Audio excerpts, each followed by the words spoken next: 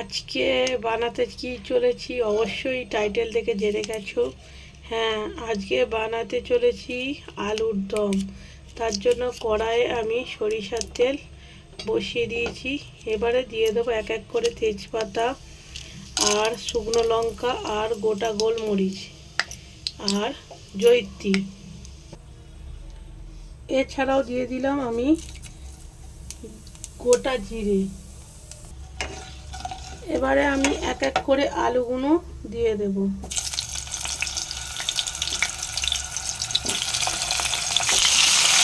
দেখো, এবারে এর মধ্যে দিয়ে দেবো আমি লবণ আর হলুদ। এর মধ্যে দিয়ে দিলাম লবণ, হলুদ, কাশ্মীরি লঙ্কা গুঁড়ো, সব একসঙ্গে ফ্রাই করে নেব। আমি এবারে একটা পেস্ট বানাবো। পেস্টের মধ্যে আমি দিয়ে দিয়েছি এখানে কাঁচা লঙ্কা, আদা, আর দিয়েছি ছটা কাজু, আর দিলাম কিছুটা মগজদানা, আর দিলাম কিছুটা তোমার কিশমিশ। এইগুলো সব আমি আগে একবার রাউন্ড করে ঘুরিয়ে তারপরে দই দিয়ে, টক দই দিয়ে পেস্ট করব। এ দেখো, প্রথমে আমি একবার রাউন্ড করে ঘুরিয়ে নিয়েছি। এবারে এর মধ্যে দিয়ে দেবো টক দই।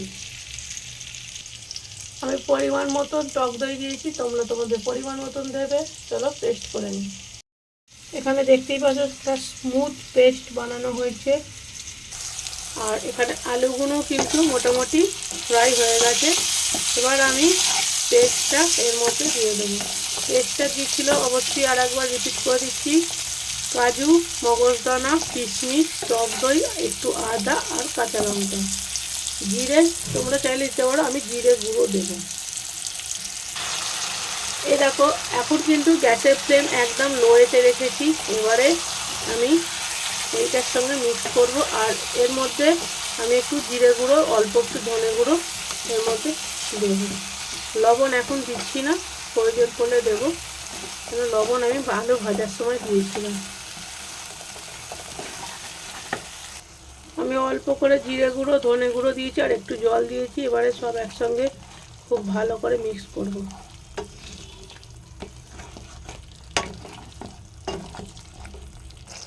এই দেখো, মোটামুটি কষানো হয়ে গেছে। আর একটু দেখতেই পাচ্ছ তেল রিলিজ করে এসেছে।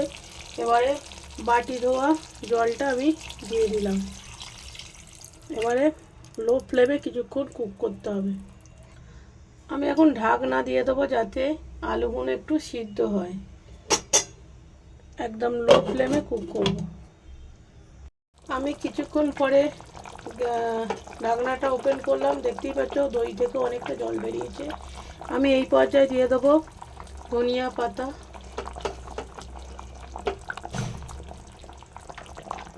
আর দেব কিছুটা কড়াইশুঁটি। শীতকাল মানেই কড়াইশুঁটি তো মাস্ট। আমি আবারও ঢাকনা দিয়ে দিলাম। ঢাকনা খুলে ফেলেছি। এবারে দেখতেই পাচ্ছ আলু পুরো সিদ্ধ হয়ে গেছে। এই দেখো, আলু পুরো সিদ্ধ হয়ে গেছে। এই দেখো, আলু পুরো সিদ্ধ হয়ে গেছে, দেখতে পাচ্ছ। এবারে কিছুই নয়, গরম মশলা দিয়ে বন্ধ করে দেবো। এই দেখো, আলু পুরো সিদ্ধ। গরম মশলা দিয়ে আমি বন্ধ করে দেবো। এই দেখো,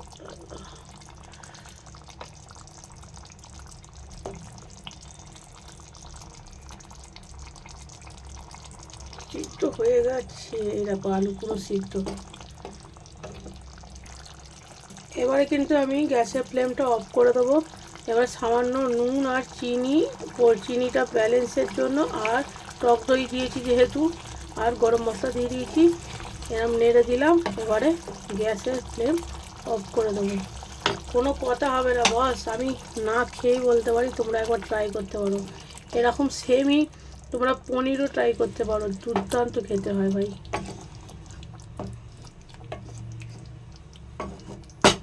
রান্না কমপ্লিট, গ্যাস বন্ধ করে দিয়েছি।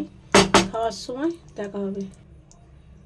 কালারটা দেখেছো কত সুন্দর এসেছে, দেখো। you.